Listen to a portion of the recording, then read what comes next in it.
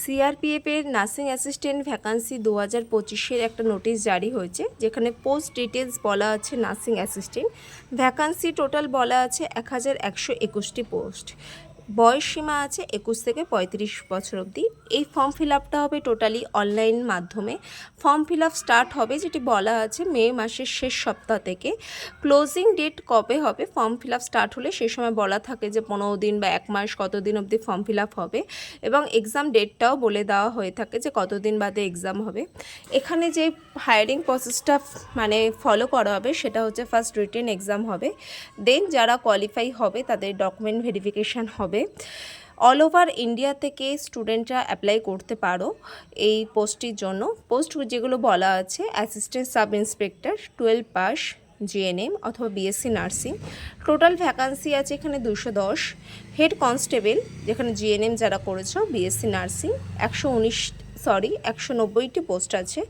Head constable ANM 12 pass অথবা যারা ANM complete করেছো তাদের জন্য এখানে 3টি পোস্ট আছে। কনস্টেবল এএনএম অথবা জিএনএম অথবা বিএসসি নার্সিং 768টি পোস্ট আছে। টোটাল পোস্ট হচ্ছে 1121টি পোস্ট আছে এখানে।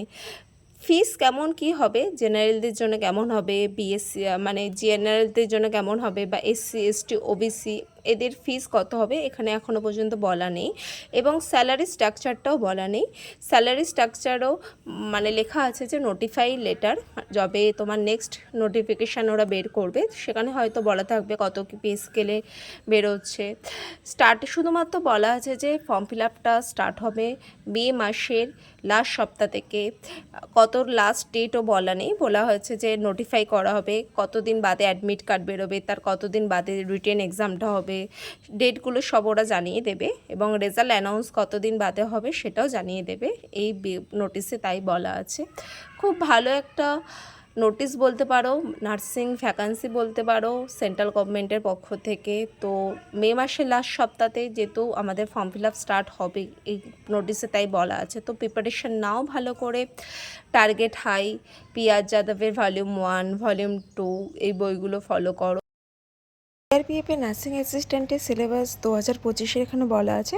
সাবজেক্টগুলো হচ্ছে microbiology, medical surgical of nursing, computer in nursing, human anatomy and physiology, biochemistry, nursing management, mental health, basic information of nursing subject, psychology, drug store management, environmental hygiene, community health nursing, midwifery and gynaecology nursing, health education and community pharmacy, hospital and clinical pharmacy, fundamental of nursing, environmental hygiene.